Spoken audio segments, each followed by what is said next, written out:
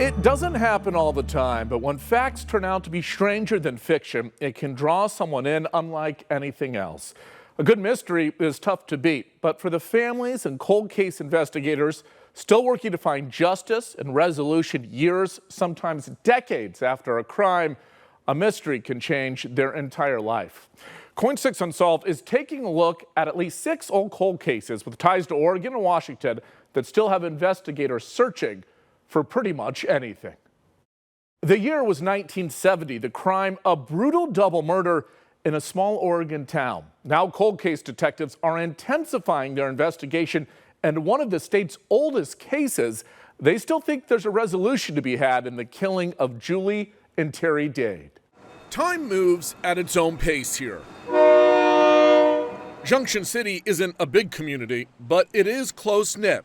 Drive about 4 miles outside of town to a little hillside cemetery, and you'll find 2 markers tied to a tragedy no one has forgotten. This happening in 1970 is very unique because it's just a whole other level of violence. Meet retired Lane County Detective David Solano. They forcibly take her from there, bring her back to a car. These days, the longtime investigator volunteers with the local cold case unit. And no case is colder than the brutal murders of Julie and Terry Dade 55 years ago this month. We like to keep our eyes open and our blinders off and be open to any possibility because it could be something completely different than what we're thinking. The old photos set the scene. It is January 1970, just a few blocks from the main drag in town. Apartments looked fairly similar to how they do today. Yeah, they look remarkably similar. Julie and Terry haven't been married long, living in a ground floor apartment here. Early, one chilly morning, something goes terribly wrong. It feels targeted in the fact that it's pretty violent regarding 2 people, 2 locations. About 4:15 a.m., a few blocks away from their apartment, neighbors wake up to screaming and a woman banging on the door. Turns out it's 20-year-old Julie, and she's being chased by a mystery man who's trying to throw her into the back of a station wagon in the middle of the street. The attacker tells the half-asleep neighbors the woman's drunk and then zips off. Then, about 4:50 a.m., a half-mile away, a different neighbor wakes up to an explosion and car fire. Under the burning car, a body, Julie. 5 hours later, police finally get into the apartment, only to find 19-year-old Terry dead from blunt force trauma. The guy just wailed away on him with a pick-hammer. This guy was as cold-blooded, man, as they get. Julie's brother, Henry Thompson, remembers all too well the heartache that followed. We had the wedding at the Christian church in Junction City, and 15 months later, after they said their vows and walked on out, they were right back in there in caskets. Authorities worked the case hard, interviewing dozens and tracking leads, all part of the attempt to find that mystery man. KOIN 6 even covered the double killing, an unheard-of crime for a farming and mill town like Junction City. Mental illness, existed back then. She could have had somebody that was obsessed with her or stalking her. Over the years, a handful of different theories and persons of interest, but no arrests, which brings us to 2025. Seeing what possibly could have been missed, what was overlooked, what was looked at in the wrong way. Sometimes it just takes fresh eyes. I intend on interviewing all these people again. David and the rest of the team are pressing forward, re-examining the case. Right in here is where I believe that carport was. And for those still living with the trauma, some answer, any answer, could finally bring resolution. The fear she had to be, the fear that was in her, gets to me, you know what I mean? She was running for her life.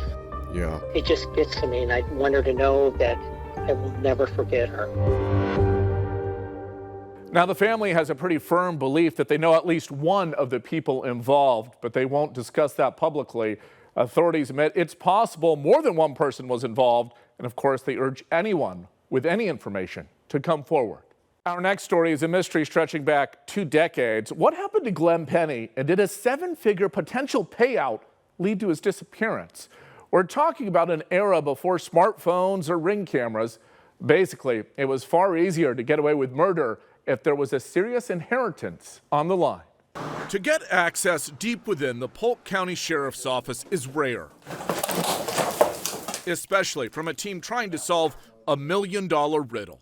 And there's always somebody dying to tell you something. I mean, they can't keep it welled up inside of them forever. This is the local cold case unit. Many spent years working in law enforcement. Now they volunteer, examining unsolved crimes in and around the town of Dallas, 20 miles due west of Salem. Somebody may remember something just a little differently, a little more fresh.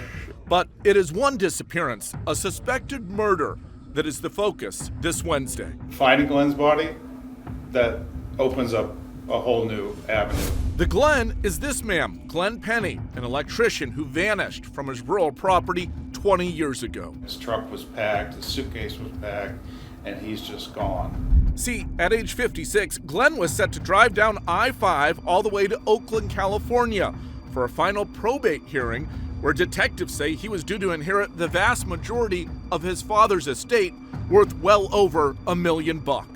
We've made runs with this case several times, and we keep hitting that wall. Retired Detective John Williams worked the case for years, and it was problematic from the start.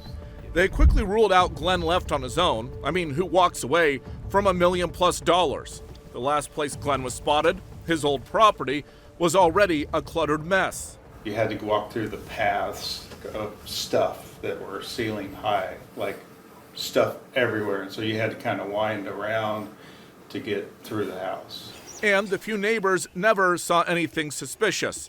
A couple of tips didn't go anywhere. There simply wasn't much direct evidence, but detectives did learn indirectly of something Glenn had been telling friends for years. If anything ever happens to me, tell the police to look at my brother.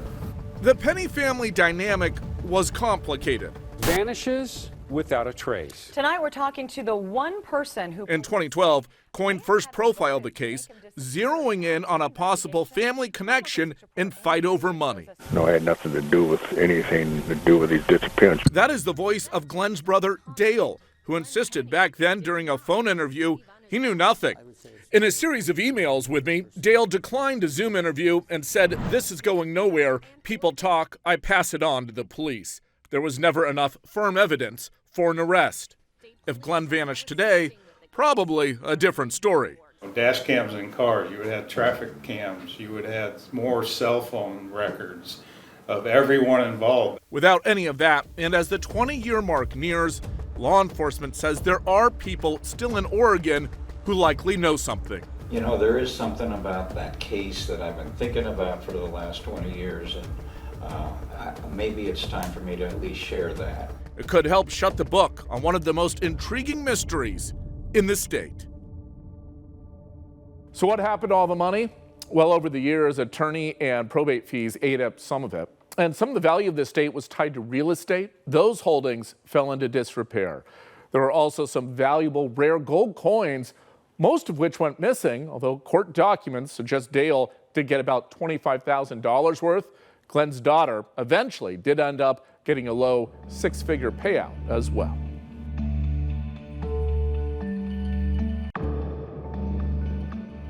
Perhaps no true crime is more tragic than a cold case involving two dead children.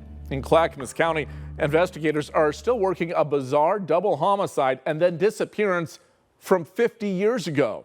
The horrific murders of the Brown children garnered a lot of attention back in 1975, but after all this time, there's still no resolution. Detectives aim to change that.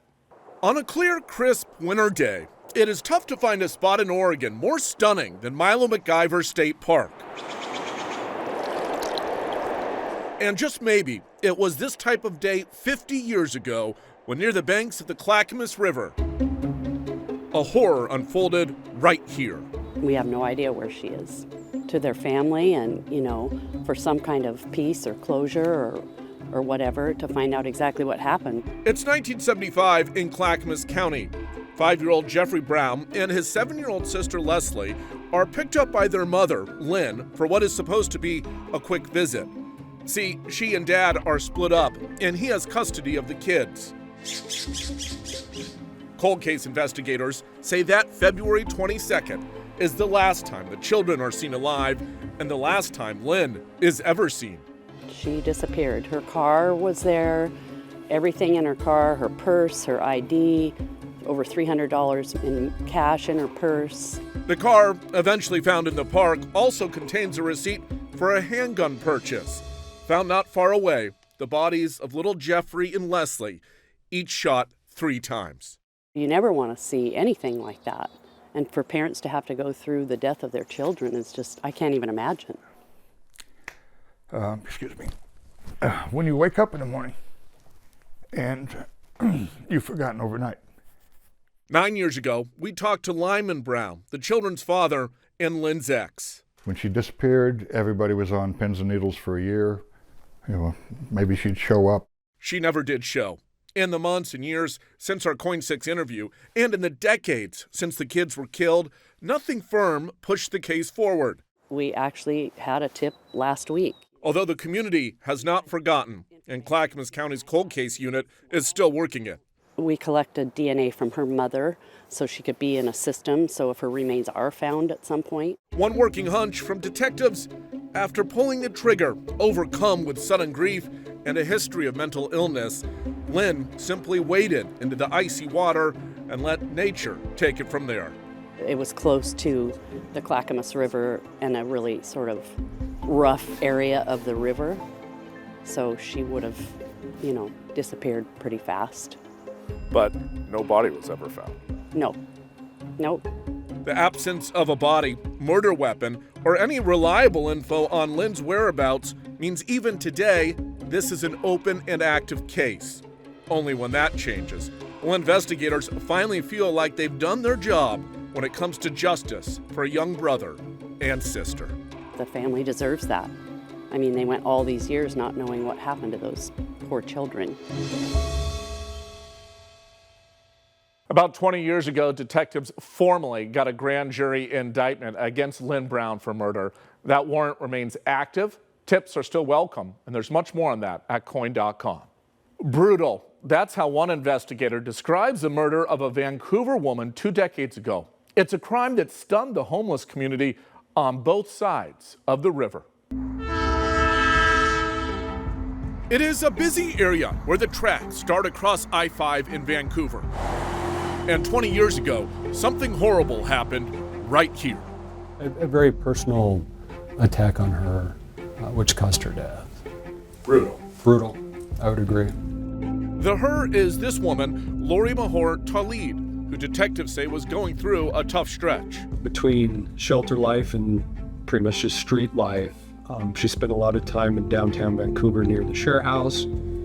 She was also known to spend a significant amount of time, seemed like more like maybe daytime hours around Rose Quarter, importantly. Effectively, Lori moved around but always came back to Vancouver. So when homeless advocates hadn't seen her for weeks in early 2005, the community grew concerned, then concern grew to tragedy. Describe to me that area up there. Right in that, the ground meets that bridge, there's a little bit of a recess where she was. It was in that recess in March of 2005, the 43-year-old's body was found. Any idea if she was in a relationship of any kind? There was a couple people. Detectives didn't have much to go on. The scene itself was dirty, exposed to the elements of a Pacific Northwest winter, and now 20 long years later, the killing remains unsolved. Those are secrets that are often hard to keep, and there's potential that people in Vancouver, Portland area have heard a story or have had someone tell them something that's very specific in nature. Detective Goldshell says it will be someone coming forward that leads to a break in the case. He won't discuss how she was murdered, saying that could be a major clue only the killer knows. Still, he's committed to working it, confident someone knows something key, and that key could make the difference in getting justice for a woman who deserves it. At the end of the day, she was someone's sister, she was someone's daughter, who is deserving of knowing who and why this occurred. Lori, of course, was a mother, aunt, daughter. We were finally able to track down some of her family, and we have that part of the story at KOIN.com.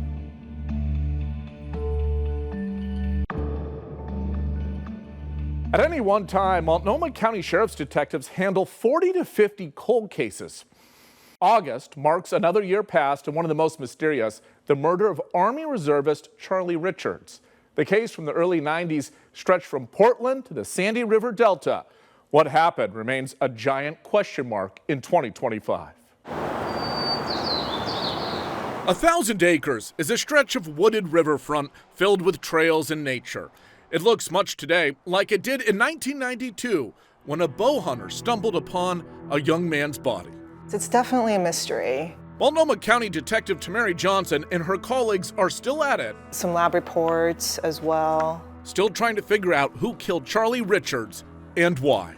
If the same scenario were time warped forward, we would have a lot more leads generated from ring cameras, Nest cameras, people taking cell phone videos. None of that existed in August of '92, when 24-year-old Charlie left the Portland VA one evening where he was working as a cook. From there, detectives don't really know what unfolded, only that a witness reported seeing two men in Charlie's truck later that same night after a fender bender downtown. Who is this other person in the car, right? Right. So that would be a person of interest for sure. A few days later, Charlie's truck was found in southeast Portland, and a couple weeks later, Charlie was found. It's all speculation. We don't know if he stumbled across a drug deal and somehow they didn't want him to see what he saw. Don Jameson will never forget learning his kid brother had been stabbed to death. Who would want to hurt the popular young man from Vancouver who enlisted on his own and served in the military police? It was kind of a troubling time for all of us. Nobody had any insight to that particular night. So it is one of the question marks. Investigators worked the case hard initially. It was big news in the Portland metro. It's about 17 miles from southwest Portland to 1,000 acres. It's right along of I-84, so freeway, it would take you about 20 minutes and no traffic to drive from southwest Portland to 1,000 acres. It's unusual. The pickup was dusted for fingerprints and some other evidence was collected, but it didn't lead to much of anything, leading detectives today to reanalyze every inch of the case. There's cameras everywhere. It's almost impossible to get away with a crime these days because somebody's going to capture something, some sort of a clue, and that wasn't available back in the day. Charlie's brother knows it'll take a big break, likely a confession or DNA breakthrough, to answer anything. 396 agonizing months later, he won't stop pushing for those answers because it's what brothers do. Hear something or see something and click in their minds and lead to another clue and hopefully solve the case one day. That's my ultimate hope. There's still a reward in this mystery. Find a link to that over at KOIN.com. Tony White was a soldier, engaged to be married, and a popular young man. Then his life was cut short on a rural road about 10 miles outside of Astoria. No one has ever been held responsible. Every week, every day, and nearly every hour for the past 20 years, someone passes the marker that remembers the life of Tony White Jr. I started 11 days after this incident. For Clatsop County investigators and the larger community, Tony's death still feels raw. Not a lot to go on, not a lot of physical evidence at the scene. Initially, it was worked pretty hard by the detectives. April 2005. Detectives say Tony is walking home from a party early in the morning when he's struck from behind on Old Highway 30. The 21-year-old is killed.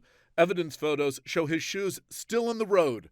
The driver speeds off into the night, never coming forward, never caught. Most people can't keep their mouth shut. Usually somebody blabs about something. Former Clatsop County DA Josh Markey remembers the case well, even 2 decades later. It could be a complete stranger, and it could have been an accident. You can, weave a scenario like this. Or at the other extreme, could have been somebody targeting Tony who, intended to do him harm. Markey says tips came in, including anonymous letters and phone calls. Deputies even went door to door for weeks, trying to find something, perhaps a passenger car or small pickup with some paint chipped off and front end damage. People have come forward and said, I think they did it. But all of those people who were the suspects have either refused to talk to police or said they weren't involved. A good 50% of the people who were people of interest, as we say, are now dead. Death fading memories, it all makes the odds of finally solving the mysterious hit and run all the more difficult. We split the county up into 4 sections. That doesn't matter to those still working the case. The young man who is in the Oregon National Guard who's, was about to deploy to Afghanistan and loses his life like that while walking home, whether it's a tragic accident or not, the biggest thing for me over the years working this case is for some reason I felt a strong connection to Tony and his family. Detectives do believe whoever struck Tony is likely local. They won't quit until the family gets answers after so many years of uncertainty. Thank you for being with us as we profile some of the most notorious cold cases in Oregon and Southwest Washington. There are other mysteries KOIN has tracked over the years, stories like the Martin family disappearance in the Columbia River Gorge. For more on that and all of these mysteries, head on over to KOIN.com. Thanks for watching.